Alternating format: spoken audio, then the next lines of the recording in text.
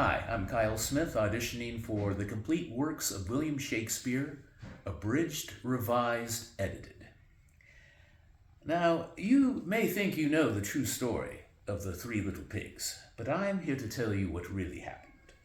My name is Alexander T. Wolfe. You can call me Al.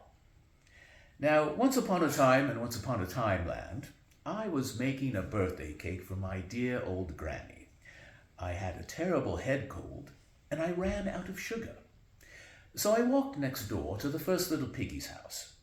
Now, you may not believe this, but this little pig had made his house out of straw. Really, what was he thinking? So I stood in the doorway and said, little pig, are you in?" And there was no answer.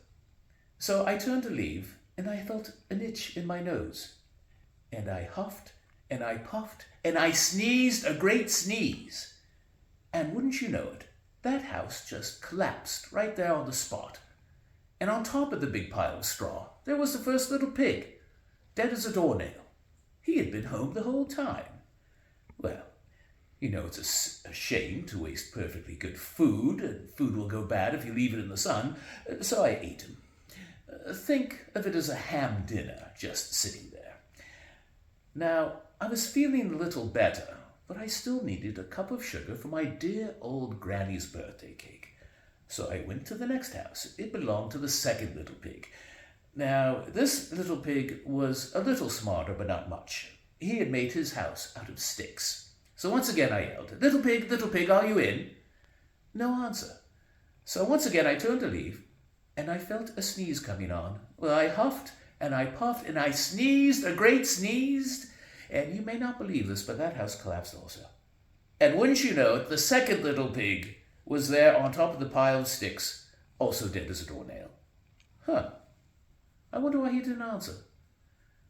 Well, anyway, it was a shame to leave that perfectly good pig just lying there, so I ate him up. Think of it as a second helping.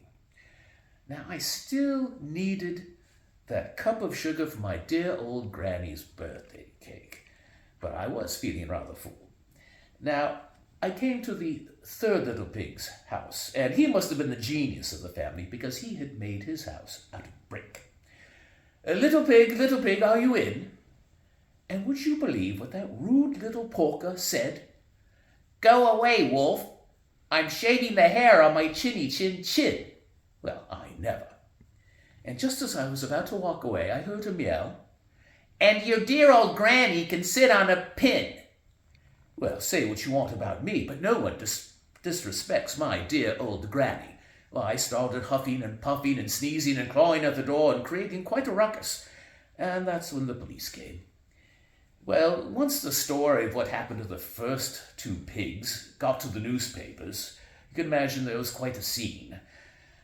So here I am, in prison, likely to remain here for quite some time. But that's what really happened. Scout's honor. I just had one question for you. Could I borrow a cup of sugar?